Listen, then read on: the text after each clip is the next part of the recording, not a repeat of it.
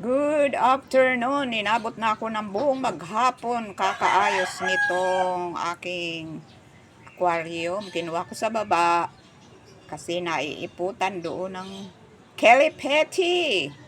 Nakyat ko dito. Yan kasing isda na yan. Ang liliit lang yan. Kailangan nila yan, mayroon silang lumot. Ayan. Pag wala silang lumot, di yan sila mabubuhay. Ang dumi-dumi na kasi ng tubig doon. Ayan o, diba ang liliit. Pero ang cute na mga buntot nila. Liliit na mga isda na yan. Hirap nga linisin. Kasi pag may napasama sa lumot ay baka mamatay. Ayan, ang ganda ng buntot o. Ganyan yan pag lumaki. O, yan. Ang ganda ng buntot nila, diba? Tapos ito, maliit na aquarium na to. Ayan. Dito ko muna sila pansamantala nilagay habang naglilinis ako ng aquarium. Yan, ang diba liit. Wala pa itong isang dangkal. Pero ipapasok ko na rin yan dyan. Yan. Pasok ko yan sila dyan. Para may taguan yung isda. May kwarto ang isda. Ay, nadaganan yung isa. Nadaganan sa ilalim. Buti nakita ko. Malinaw ang tubig. Ang lilikot kasi nila eh. Baka mamaya may nadaganan pang isa sa ilalim. Di yun makakaalis. Ayan. Ayan, may mga lumot sila. Ito, damo talaga ito ng aquarium. Mayroon yan siyang ugat o. Ayan o. Ayan ang ugat niya. Parang uban ko lang. Parang uban ko lang yan o. Ay. Ang pinakalumot talaga niyan, ito, ang pinong ito, oh. Yan. Yan ang lumot. Yan. Yan ang lumot niyan. Ito halaman ng aquarium ito. Yan, may mga ugat siya.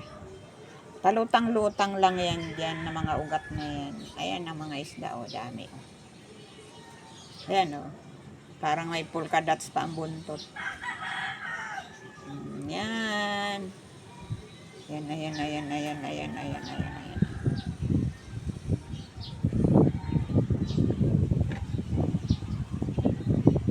Dapat ang dami na yan eh. Napapabayaan kasi ni Emily sa labas. Sa baba. Siyempre, pag sobrang dumi ng tubig nila, namamatay din yan. Ang dami na sana yan. Dati yan doon nakalagay sa freezer. Yung freezer ba na pinahiga. Rep na pinahiga.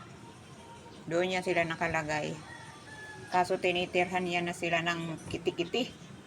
Kaya nilipat na namin dito sa aquarium. Yan. Kanina naisipan ko linisan para may ma-upload lang, diba? May ma-upload lang. Ayan. Pag dito ang kuha sa labas ng aquarium, malabo. Ang kapal kasi ng aquarium na yan, oh. Ayan, oh. Kapal, diba? Ayan. Kapal. Kasing kapal ng aking face. Makapal na face. Ayan.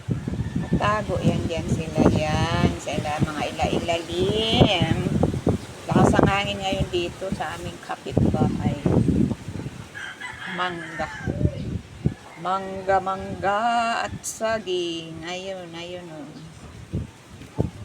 Ayan ang mga saging at mangga. Mangga. Lakas ng hangin. Ayan na sila. Bye-bye na po. Maraming salamat sa nanonood ng aking video.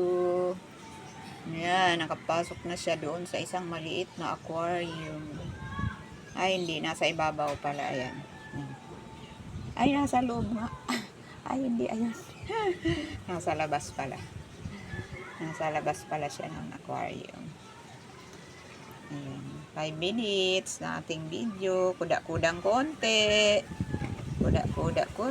Ayan sila. Cute talaga nila. Oy. Thank you very much sa mga nanonood ng aking video. May ma-upload lang po. Bye. Thank you sa lahat.